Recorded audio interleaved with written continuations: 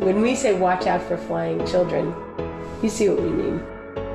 My job description is I give the opportunity for people to be amazing. I started Circus Harmony to expand the circus education opportunities for youth in the St. Louis area. Yeah, my neighborhood is not a safe place. A car is coming down the street with this guy off a sunroof shooting his pistol at this group of people on the porch. It was crazy. Like, that could have been like the last of me. Iking started with me when he was 12. Jessica and I've been knowing her for like half my life. But we had moments where he would quit or I would put him out.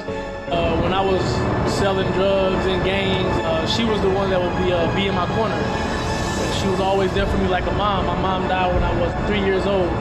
My uncle got shot in my house, in my living room. I couldn't sleep in my house, so she took me in. One thing that I found out about circus, it is like a family. And you know that the people you're working with are going to take care. In the circus, you have people from all over. So I get a feel for all different nationalities in my cast. At Circus Harmony, we say circus teaches the art of life. While you're learning to flip, fly, and juggle, you learn important life skills. So I learned how to trust, respect, teamwork, focus.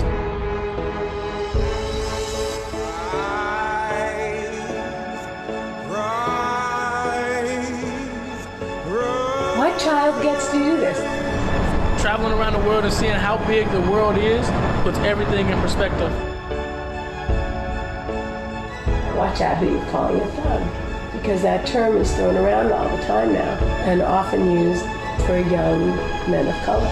You don't know what people are capable of in phenomenal ways.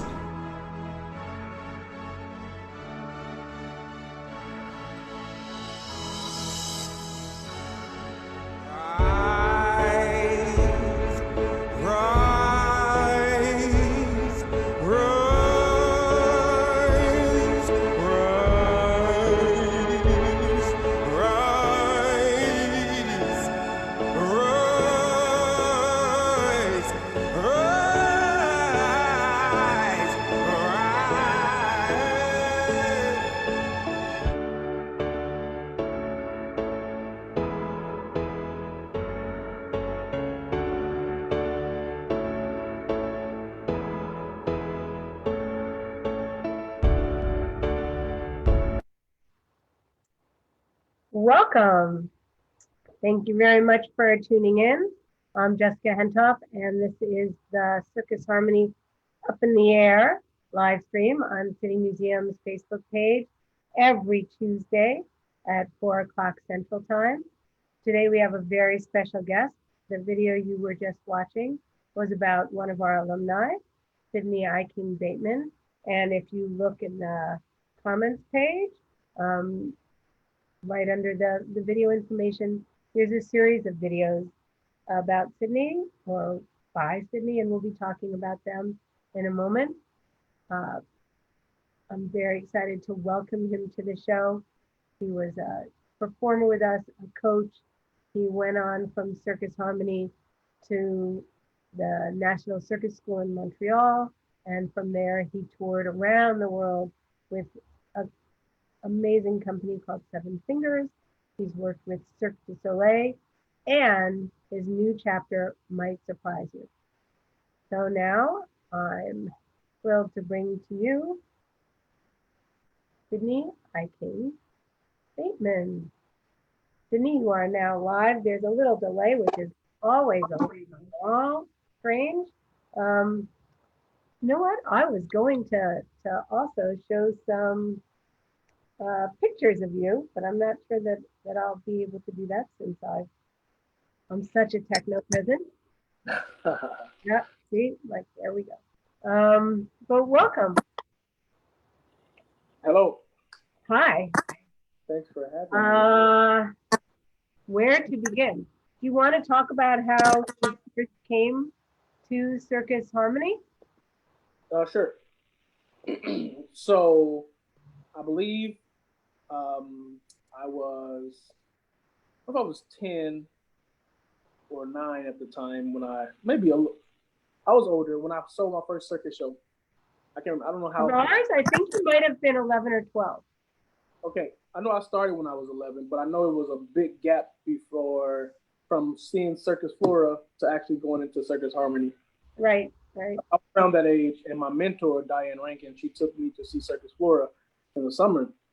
And she took you to see the circus because you had told her something. Because I used to tumble all the time with my brothers and with friends and making lots and things like that since I was 3 years old. And so I always had a passion for acrobatics. And so my mentor and I, we had a relationship where we would do special fun things on the weekend. It was a nice way to escape reality for me. So one Saturday, I believe, she took me to see Circus Flora. And I've never seen the circus in my life. I didn't really know what it was. And I think intermission happened, and I told her I wanted to leave. And I think the first act after intermission were the St. Louis Arches. And she said, "You sure you want to leave?" I said, "Yes, I'm very sure." And I think I was walking out, and I saw like globes or something. I don't know if you had globes in. Yeah, there were some of the shows that probably was ours. I mean, if there were globes, they were definitely ours. For sure. So I know if I saw that and I saw some things happening, I'm just like, yeah. So I left. And I didn't know that my mentor was taking me to meet up with Jessica to meet the St. Louis Arches, because I guess she spoke to you and told you that I like to flip. And so I guess she told her to bring me to Circus Florida. So that was a failed attempt by the first time to get me to introducing me to Jessica. So after that, I don't know if it was probably 5 or more months later, I went to the City Museum with her, and I saw these mats just lying in the middle of the ring, and I just went into the ring and I started flipping on them. And then the coach Donald, he said, "Hey, you can't be flipping here unless you are a student." And all I thought in my mind was, I just want to flip. How do I become a student? And so he gave me these papers. I filled them out, turned them in, and pretty soon after that, I was in my very first circus class, which was called Patchwork at the time. And that's how circus started for me. And I can't remember how long, was it 8 weeks or something like that? Gosh, I don't know, because the Patchwork Circus was when we had kids from all different places, and we called it the Patchwork Circus. And it really was quite a mix of kids. It had originally started as just a Jewish and Muslim group, Circus Salam Shalom. But then one of the Jewish kids said, "Hey, can my friend Lindsay join? She's Christian." Yeah. And it's the circus. So we said, of course, yes, anybody can join. And it expanded from there and became the Patchwork Circus. And when you started with us, we just had a handful of students. We had the Arches and this other small group, maybe 12 kids. And now we serve over 1,000 kids a year. Well, when we can serve people pre and post coronavirus. So yeah. it's grown a lot. Yeah, it's pretty crazy to think back. Like, I haven't even thought about that time in a long time, except for since I just said it. Also, my brother joined at the same time. We had the same patchwork class, and also a friend from the neighborhood, Deontay. So the three of us from my neighborhood, we were all there at the same time, which is crazy to see how our lives have different paths, different endings. Yeah. But let's talk about your path, as I'm sure when Diane Rankin took you these places, it never occurred to you that you were going to be in the circus. What did you think you were going to be when you grew up? Honestly, I don't even know what I thought I was going to be. You know, it was such an amazing feat to reach 18. That's what all my friends were like. "Oh, I'm blessed to see 18." Not my friends, but like my brother's friends, older people. "I'm blessed to see 18." Then as I got a little bit older, some people were saying, "I'm blessed to see 21." And so I'm like, wow, that's the goal, I guess, which is pretty crazy for a kid to think life starts now. And I guess the end all is reaching 18 or 21. That's what you're blessed to, that age, or you're blessed to reach that age. That's an achievement just to make it to 21. Exactly. And so I didn't really have like dreams and like things of being anything. I wanted to be a football player, basketball player. I didn't go the I route. remember you loving basketball. I love basketball, and I still love basketball. But and I guess I just automatically said I want to be these things because I loved it and I played the sport. And so my mind was already made up, I guess, but it was hard to think that football or basketball because I was also in a game and wasn't the smartest guy in school. So everything was up in the air. I disagree with you because we were talking once and I was really impressed with how smart you were. You didn't do well in school. That's what I said, You right? got in trouble, but you knew a lot of things. We were talking about the government and you knew all the branches of government and you probably don't remember that conversation, but I remember you getting in trouble in school. For sure, there are certain things that I was very proud of that I still remembered throughout my school days, for sure. But I think you can put it that way. I was getting in trouble a lot, and I just think that was what was cool. Being in trouble, being not the outcast, but the rebel. And you were also very sensitive if somebody like brushed past you. a lot of these things I don't remember as much because also you told me I was very shy. My mentor as well, I was very shy. And I just don't see myself being shy. Nobody thinks of you as shy anymore, that's for sure. I for sure it was easy. I had very, very easy triggers people can pull those triggers easily. If someone said a joke about my mom or things like that, it was zero tolerance for that. And so I remember things like that. I got into trouble a lot because that was mom jokes were the thing back then. I just wasn't having that. Someone like called me the B word and all. It was just a lot of stupid things. Not stupid, but just small things that I really really wasn't fond of. And so, but yes, kind of got off. We can talk for hours. So yeah, so you were in the circus and you were incredibly talented, a phenomenal tumbler, but you also learned juggling, rolling globe, everything that we did, partner acrobatics. And was the first time you went out of town with us when we went with Circus 4 to Charleston, South Carolina?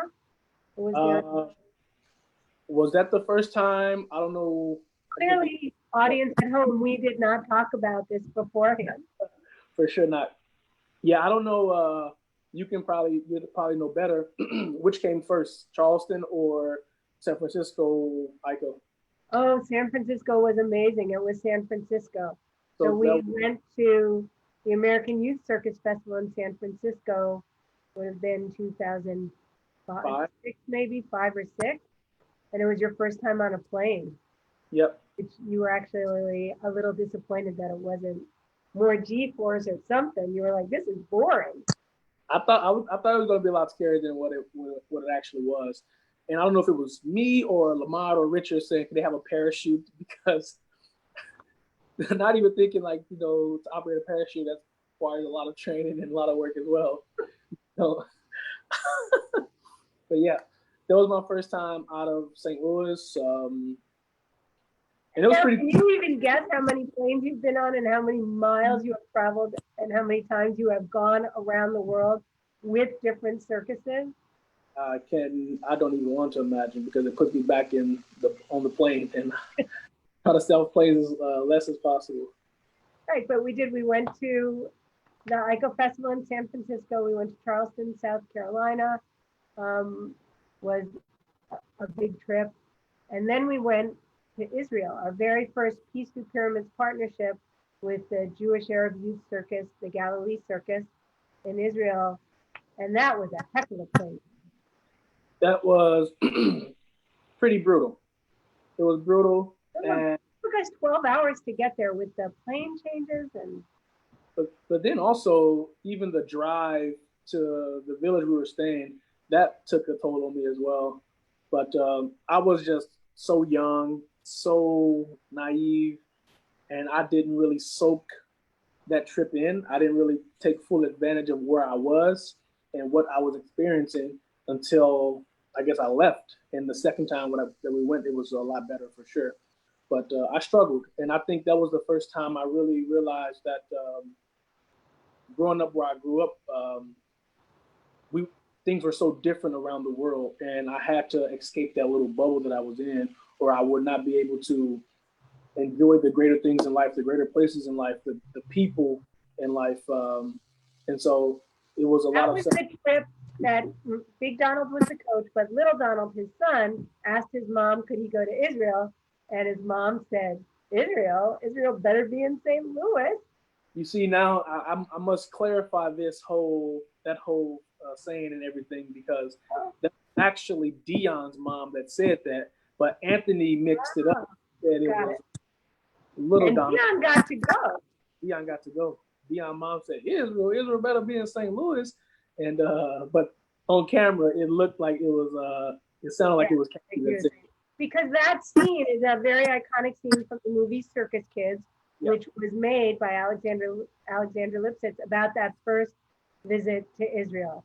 And subsequently, Cynthia Levinson wrote an amazing book called Watch Out for Flying Kids about our ongoing partnership with the Galilee Circus. And you're one of the main characters in that book. The book is still for sale. It's been translated into Japanese, and it's used in middle schools in Japanese to teach about, in Japan, to teach about diversity. And she profiled like different kids from the St. Louis Arches, Circus Harmony's group, and different kids from the Galilee Circus. And it's a great book, and people can get it through the Circus Harmony website. I didn't put a link up to the Circus Kids video. You can see the trailer for it on Circus Harmony's YouTube page, and we do sell the video if people are interested. But that first visit where you wouldn't eat any of the Israeli food, and it was just, we went to the places, we went to the desert, we were performing all over this amazing place. We were in places where they were very anti-Arab.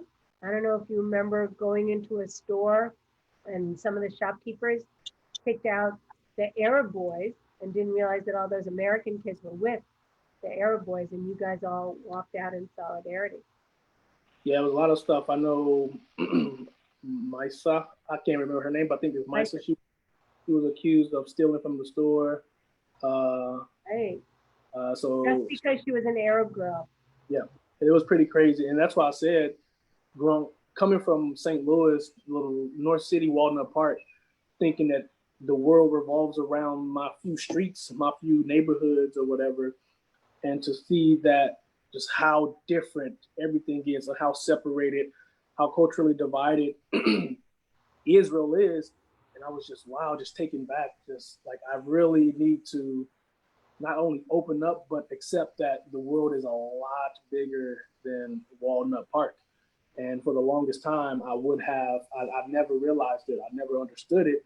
And so that's why being in Israel that first time, no matter how closed-minded I was, it was a huge, a great experience for me because I learned so much from that one trip. Only 2 weeks, right? It was a thing. Camping out, and we were with Michael, whose parents were both preachers, and he knew all the biblical significance of everywhere we were and would share it to us. And we camped out by the Jordan River. I mean, it was an amazing trip. So then we came back and fast forward, you applied to the very prestigious École Nationale de Cirque, the National Circus School of Montreal.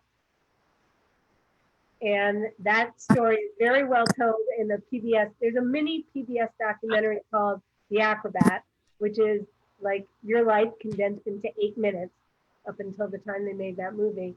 And you talk about when you found out you got in. Yeah, I feel like we just skipped a lot of stuff as well, but we can always jump back. We have so much. Really. What else do you want to talk about your high school years? Because you were in the circus, but then you would leave the circus.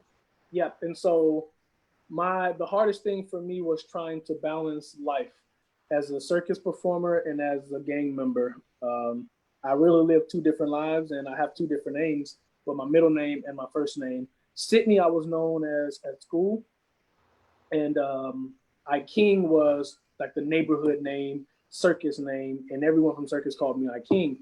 And so I was always Sidney at school in games and things like that, but I was Iking to my close family and friends and everyone in the circus.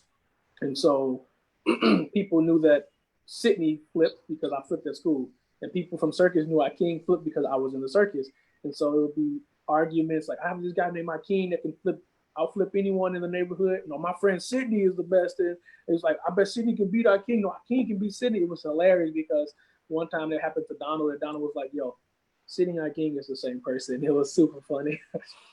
and so that was just a little joke. But yeah, I really lived two lives, and the hardest part was trying to balance circus and school because I wanted to keep them completely separate because circus wasn't normal for someone like myself. I was going. Now, what did the people in your neighborhood, if they heard the word circus, they thought you were like a freak or a clown and like monkey, all things that wearing tights and stuff like that.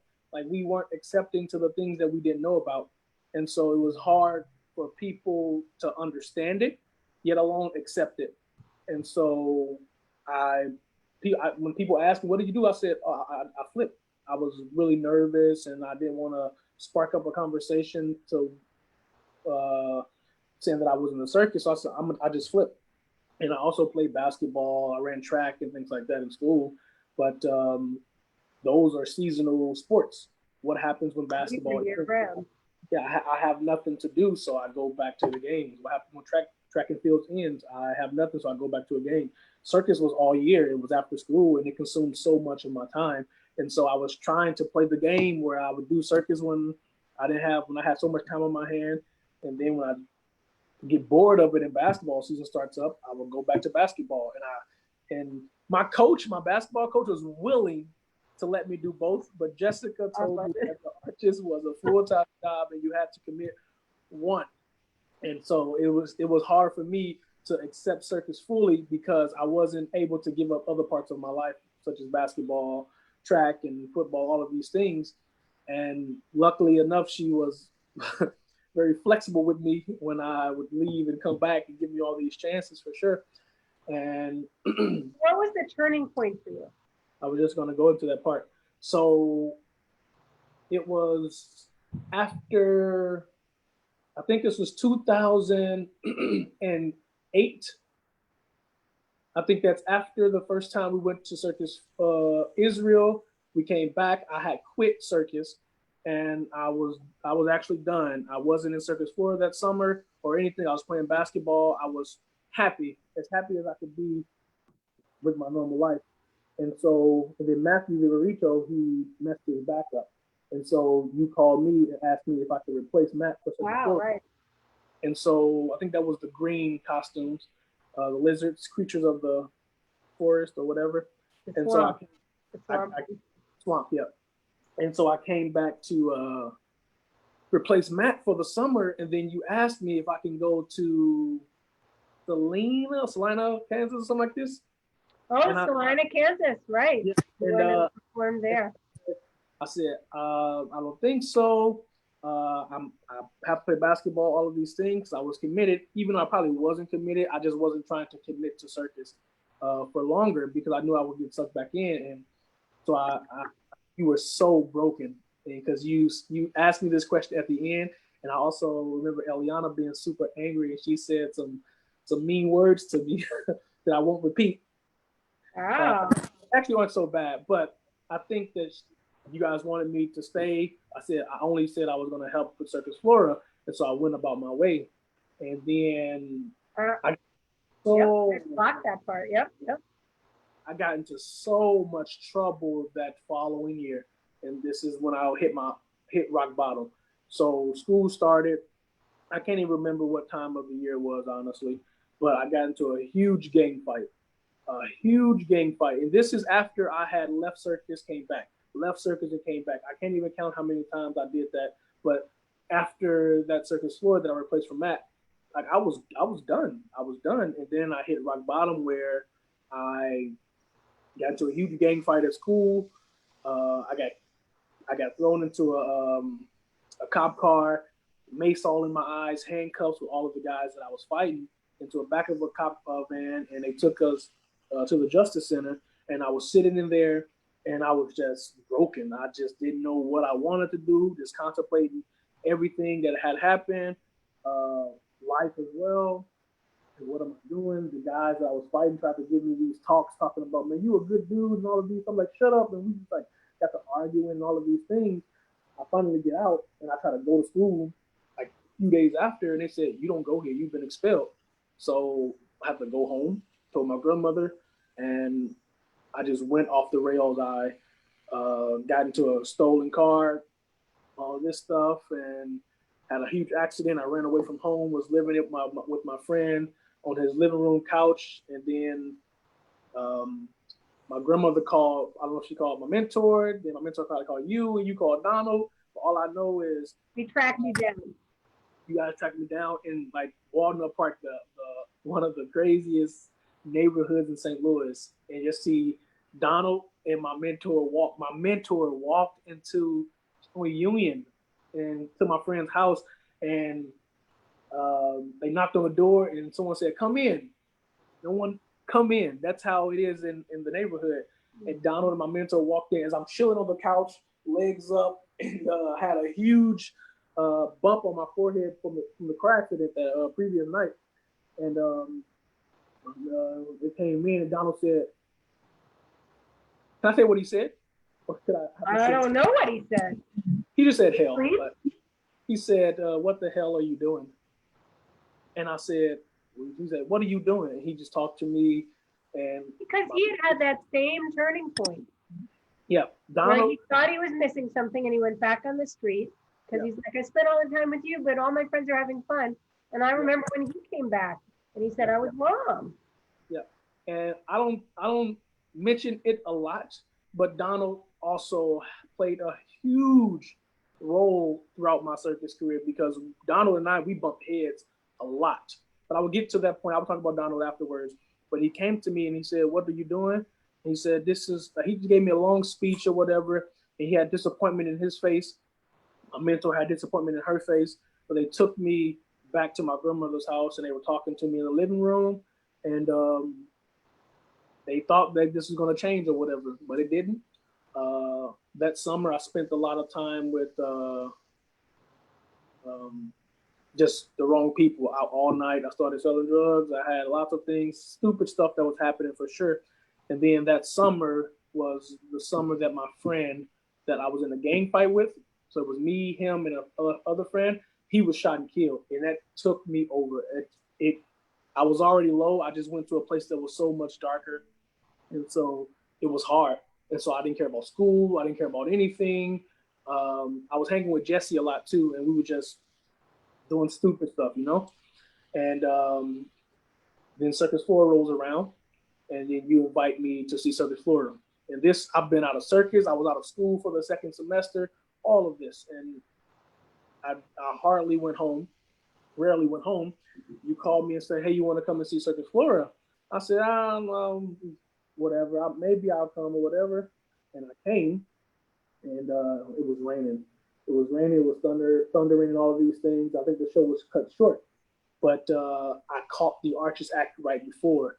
And if I wouldn't have caught the Arches Act, I don't think I would have continued circus. I don't think I would have had this moment of I'm really screwing my life up.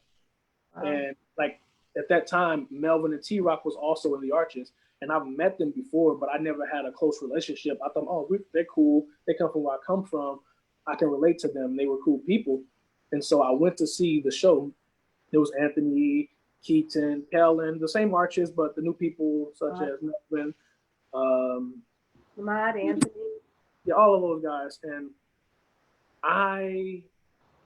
it took me back to the first time I was on stage at Circus Florida, how much fun they were having, how they interacted with the audience, how everyone was engaged in that act. And I was like, man, I am really walking away from something that could potentially save my life, but something that I really, really connected with, something that really took me away from the streets. And so it was heavy on my heart that like I was falling into the footsteps of my brothers and my uncles, and it was all about the decision that I was making. I couldn't say that no one gave me a shot, because Circus gave me every opportunity to be great, but I was using that whole my life is crap. Like, and I would walk away from it. And that was all me. That was my doing. There was no one, there wasn't the system, there wasn't anything. That was me doing that to myself. And so at that moment, after I left, I said, I talked to Melvin and T-Rock as well afterwards. I don't really know what the conversation was about, but that night, those two boys convinced me to come back to circus. And I don't think they had to say much about convincing me. It was a whole of me watching the show, being disappointed in myself, seeing two guys that I think that are cool. And then we just chatted afterwards. It didn't take much convincing, but I was there.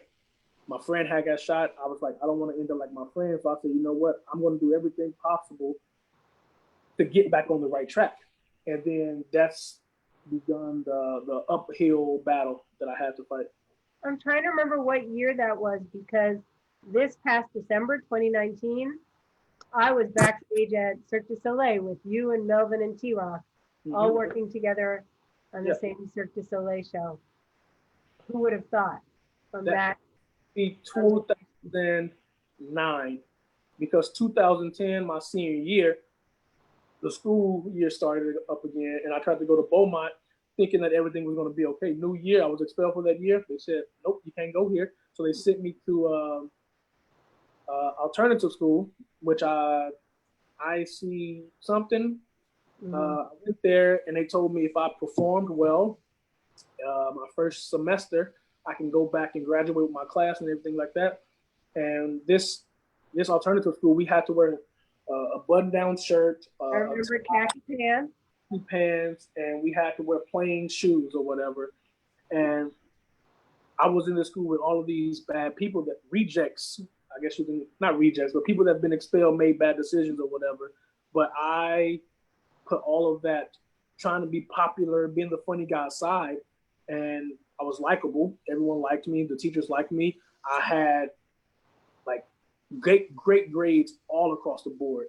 That's the first time in my life where I really focused and buckled down to do well in school. And I had like a 3.4 or something like this, something.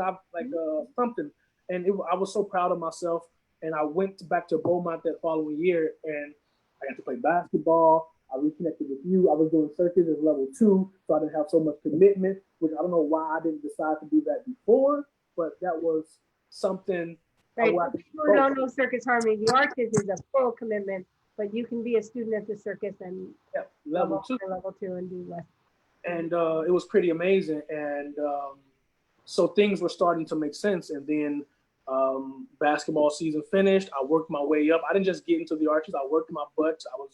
I was being respectful. Was Tom Dougherty there then? He was not there at that time. Well, and you worked with Warren. At one point, you were the first person to get the double somersault. Oh, that was when I was 15. That was way before. That was when we went to Israel, right? Yeah, that just was. All those years just go together. Okay, so. We would need a lot more Zoom meeting if we wanted to talk year by year. Yeah, and this is also, the podcast has to be done because the Arches actually are practicing today at 5 on our new show. So things were like falling into place. And so when basketball season finished, I spoke to Jessica. I worked my way up back into the Arches. I was in the Arches with Melvin, T-Rock, a bunch of cool people. And it was all great. That was the Golden Arches. Yep. I mean, you can call it the Golden Arches, but the Golden Arches was a while back. You guys were a great group of people, which is why so many of you are professional performers now. You and Keaton, Eliana, Kellen, Claire. Yeah, you're right for sure. I can agree with that. But and then towards the end of the year, and this is a pivotal moment in my life that I'm going to talk about, where I always knew circus was my family. And there was one moment in my life before when my uncle was shot, you took me into your home. That was the first part but I was young and I still wasn't getting it. And then this moment in my life where I was supposed to graduate, but they told me that my credits didn't match up or something like that. So I was one credit. It was one credit or something like that. And so they told me I can't participate in all the senior activities. I can't go I can't walk the stage with my class, all of these things. And I was just like, I was so torn. I was so torn because I worked my butt off. I know I made mistakes, but I worked my butt off to get to that point, to walk the stage, to do all of these senior year activities, the things that my friend that was shot and killed didn't get to do because he was a year above me. So I said, I want to go to prom because of him. I'm going to do all of these things that he wasn't able to do because he was shot and killed. I'm going to do those in his honor. And I'm going to finish school and do something great. And so when they told me I couldn't do that, I couldn't do this, it started tearing me apart. And I was like, man. And it was so tough. And so the day of my graduation, we had floor practice. And I'm like, I'm not walking, so I'm not going to go. So I'm like so dirty, sweaty, because we're practicing in circus floor, running the acting things. And I go check my phone, and I have like tons of missed calls, text messages, voicemail saying, Sidney, they said you can walk the stage. Hurry up, come down here. Like hours, 2 hours later and things. And so just to let me go. I don't know who took me. It was like Claire or someone. I don't know who ran me. Someone ran me to my school out in tights and shorts and a tank top, and I see the last person walking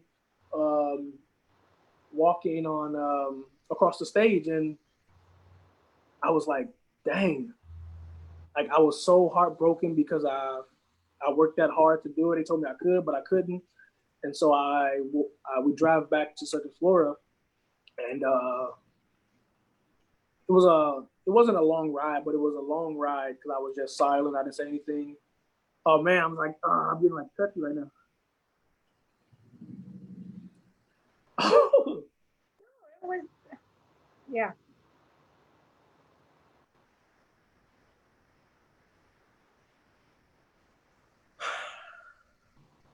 Because you had a lot of disappointments in your life that you couldn't control, and that was one of many.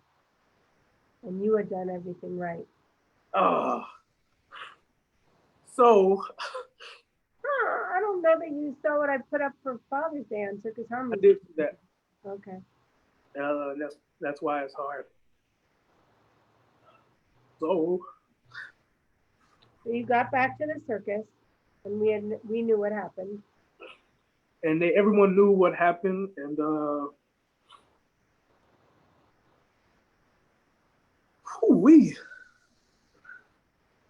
feel like I'm a lot more emotional these days. You know why? Because now you're a dad yourself, and it changes your outlook on life and your past and those moments. And so I get to Florida, and they heard what happened. I don't know how they did this in such a short time, but it was a red carpet in the ring, and I walked from, I don't know how they did. They had me walk through the curtain.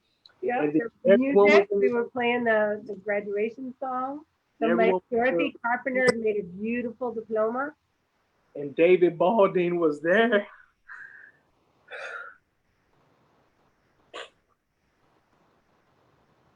And that's what that picture when I was, Father's Day is a day for fathers, and I wished you a happy Father's Day with your beautiful daughter and stepson. But there are all these men in the world who are fathers, even not of their biological kids. Yeah. Warren, certainly when you were coming up, and that moment with David where he handed you the diploma. Yeah, I walked through the red carpet. They were playing this music. He handed me this diploma. He gave me a big speech saying we're always going to be family and all of these heartfelt things. And it was that moment where I said I didn't have no matter how many times I walked away, these people have never walked away from me, never turned their back on me, and they've always been there for me every step of the way. And from David Balding, Cecil, everyone to you guys watching me grow, watching me make mistakes, and you watching me learn from those mistakes, and you were there and when I wasn't there for myself. And so it was just a pretty amazing moment. And then after that, I said, I'm not just doing whatever I'm doing for myself or my friend Jarrell, but I'm doing it for everyone here in the circus as well, because everyone is watching me and they want me to do something great. I know I had many thoughts in my head how devastated it would be to so many people to hear that Sidney was shot and killed from being whatever. And I don't know if that's selfish to say that people will feel this way, but these are the things I thought about. I didn't want to be just another guy on a shirt, because that's when we celebrate crazy stuff in the hood, when someone dies or someone's Right no now longer it's a hashtag. Yeah. and it's crazy. And so from that moment on, I finished everything. And that summer, I don't know when, maybe I applied earlier, but I applied to Circus, to ENC after that. I wanted to further my circus career. And And you got in. I did get in. It was, but it was a long journey because I wasn't able to apply the year I graduated in 2010. Hi. And it was also having to raise the money because Yeah. it's not cheap to go to circus school and move to Canada and all that. Yeah, it was pretty amazing. And so this is, Tom was there around that time, I believe, but he came after, because I took a year off. I graduated in 2010. 2011, I wasn't able to attend the school because I didn't get my diploma in time or before the applications were due. And so I took a year off, and I learned so much in that year than I did in my entire life before. Just community service, respecting. I really preach respect, and being on time, and all of these things, taking care of my workplace before myself, and things like that. And I grew a lot with Tom. And the following year, that year, I tried out for ENC with T-Rock, Anthony, and Warren accompanied us on that trip as well. He was pretty amazing. And that process, I'm pretty sure a lot of people know, but it was a week-long, cuts every day. Well, Monday, Tuesday, and Wednesday, I believe. But if you made it Monday past and Tuesday, they cut people. Yep, and then Wednesday, Thursday, and Friday, you're good, but you have to wait another month or so or until you get the results. And I didn't have an email address at that time, so my email on file was Jessica's. And we got the results April 1st, and she told me, hey, your results are in. Are you sitting down? I said, yes. She said, I'm sorry, but you didn't make it. And I said, okay. So I sat down and I started to think. I was taking a deep breath, and I think it was probably like a second or two after. She's like, I'm just joking. You made it. And I was, sorry, I can't. I don't think she remembered that until I said it in the story. I didn't, and it's really, you tell the story in the PBS documentary, The Acrobat. Yeah. So we literally only have 15 minutes now to go for how you got from there, where you got into ENC and went to Montreal. Yeah. So, yeah, I did 3 years at ENC. It was a struggle. It was fun. It was long. It was hard. But I graduated 2014 as a Tell duo. me about graduation, the act that you did for your graduation, like that you and Melvin created. So Melvin and I created this hoop diving act, and the hoop symbolizes just our life. And every time we jumped through one hoop, we were leaving the old behind into this new world. And every time we jumped through, it was like us experiencing this new life that we were going to experience in our entire circus career. And it really started from back in St. Louis. We were always running away from something, and then something else happens. It was our life that we were portraying in this act, because no matter how far you go, there's always some bump in the road. And that happens to everyone for sure. But it was specifically to where we come from. Like every time, every corner, every next street, there's always something. And you always have to run away from something, and always you're taking some things with you from that last world. But at the very end, we knew not to like to go back and things like that. It's hard to explain now. It's been so long ago, but that's the gist of it. And then you guys were both hired by the Seven Fingers Company. They were making the show Cuisine and Confessions, and they used that act, and they interviewed you. And the soundtrack of that act was you guys talking about growing up Black in St. Louis and just waiting to be the next young person to get killed or arrested. Yep. And And then that act went on the road. That was the summer of 2014.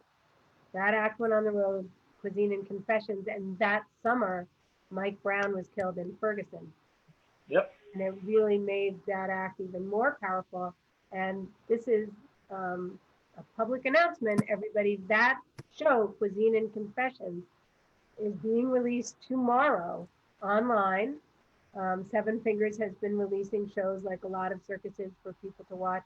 And it's just a coincidence that tomorrow they're going to put Cuisine and Confessions out and people can watch the whole show, which is a very moving show, one of my favorite circuses of all time. And especially that act. And they actually, for your act, they changed the hoops to squares. Wasn't that even more symbolize the doorways? Doorways, but also just aesthetically with the whole kitchen set. Squares, Right. better than circles. And so, yeah, so we did that show for 2.5 years. That show was pretty amazing.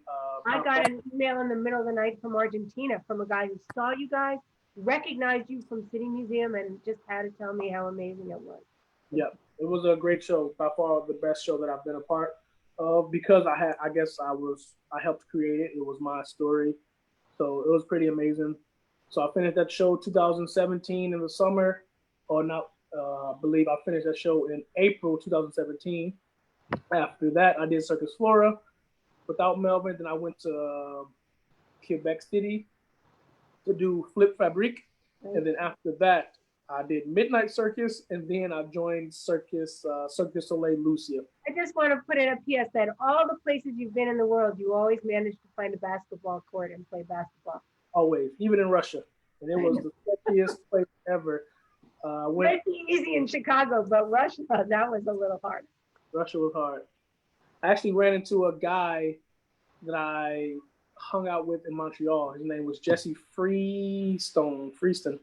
I'm probably putting it, but I played basketball with him, and he does like documentaries and all of these things. And we were in Argentina with Sir Cuisine and Confession, and we were at a cumbia concert, and he was there. I like turned around and looked. He was like, no way, dude. We get to talk to in Argentina. Like, how does that happen? Pretty funny. That's wild.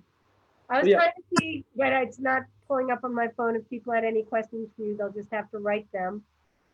Also, I know we're fast forwarding. You ended up on Cirque du Soleil. Yeah, with Cirque du Soleil.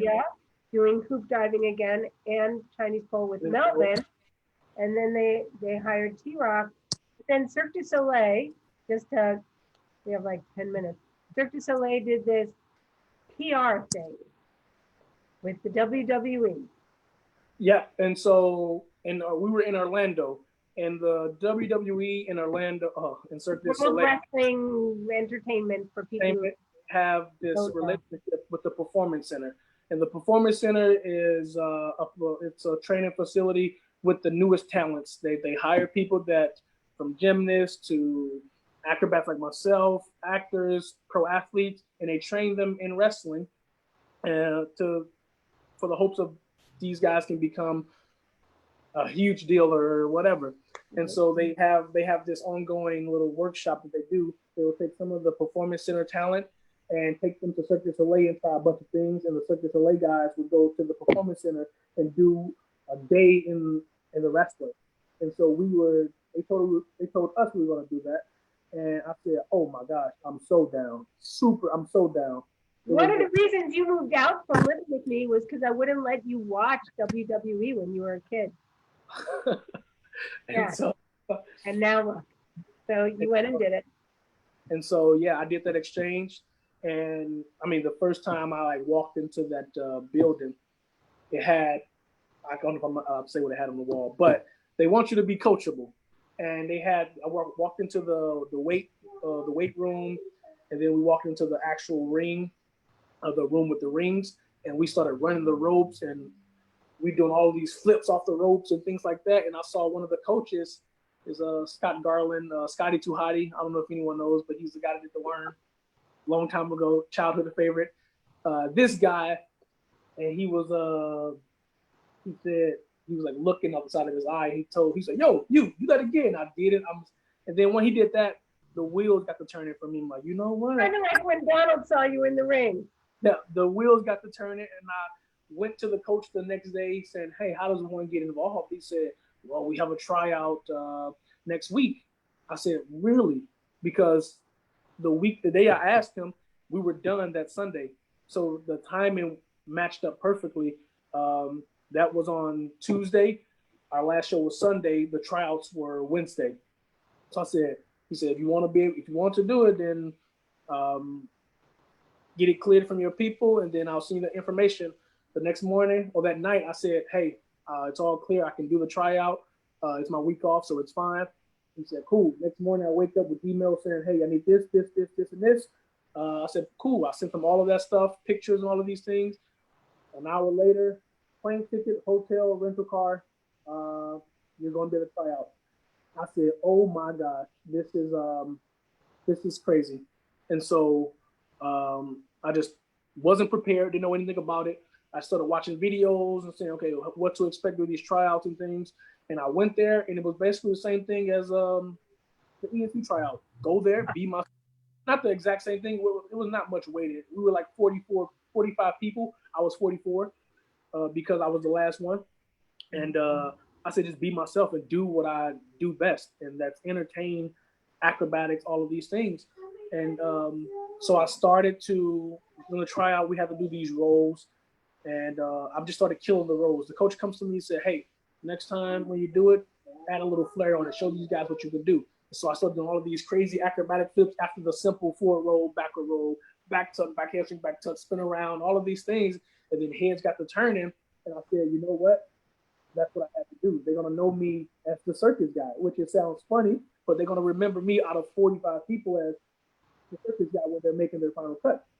And so pretty close to the last day, I told a story about how I wasn't able to go 2 streets over because of rival gangs, how I traveled the world as an acrobat, went to ears for all of these things, and they loved that story.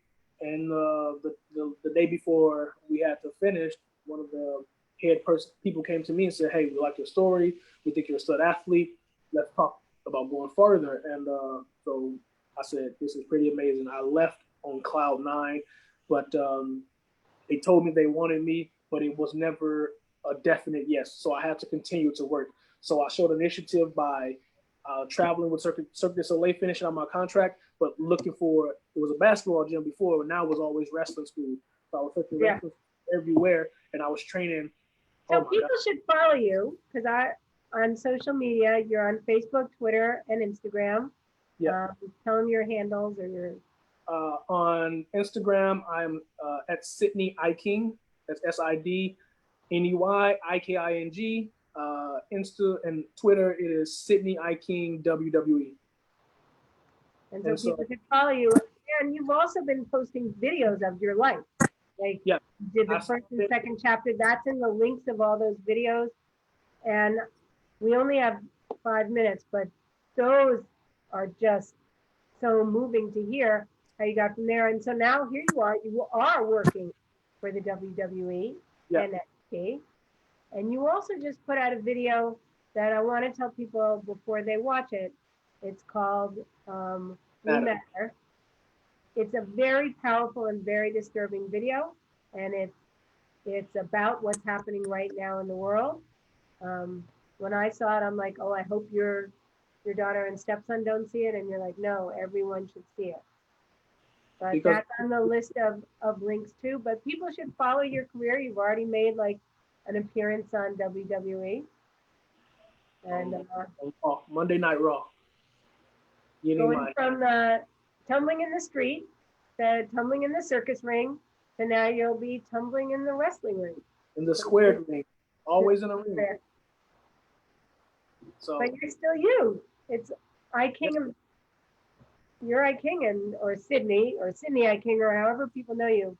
Yeah. You've always been a very powerful personality, but you've always also let people, people have always wanted to support you, but you let them. Yeah.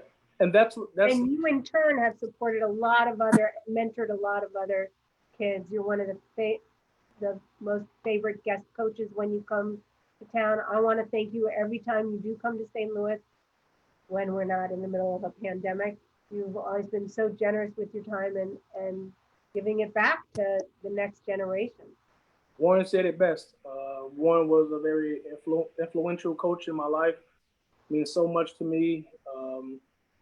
He had a coach like that in his life when he was younger, and he asked his coach, "How do I repay you?" He said, "Just pay it forward, pass it on." He was my coach too.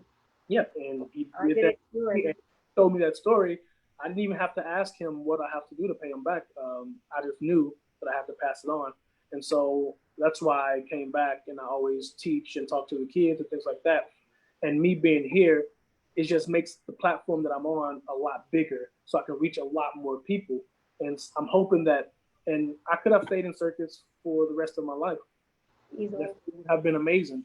But how does it sound when I go from the streets to circus to most prestigious circus school in the world to one of the best circus companies in Seven Fingers to one of the largest worldwide circuses in Circus LA to the biggest sports entertainment company in the world? That gives a kid that looks like me in the hood so much hope that you don't have to be a rapper, a football player, a basketball player. The three things that I was only limited to in my life. They say, you know what, we can be. They don't have to do circus and WWE, but it's something different.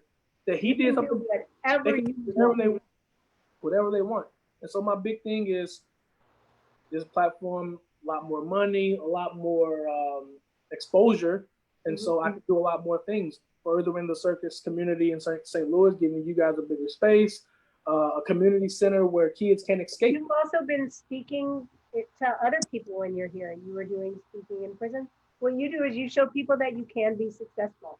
Yeah. Where you're from, neighborhood, your parents, if you had parents, you were raised by your grandma.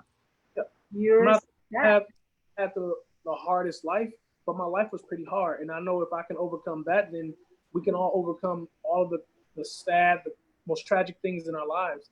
And that's why I grind so hard, because everything I do is a testament to what anyone out there that is in my situation or even worse they can do it, and some even do it better. But it's my duty to say this message to these people. I just can't keep it for myself and reap all of the benefits. That'll be selfish. You absolutely portrayed the Circus Harmony mission of defying gravity and soaring with confidence and leaping over social barriers. So thank you for being you. Thank you for coming on the live stream. And I hope everybody watches all those videos and the Cuisine and Confession video. Wait, thank you so much.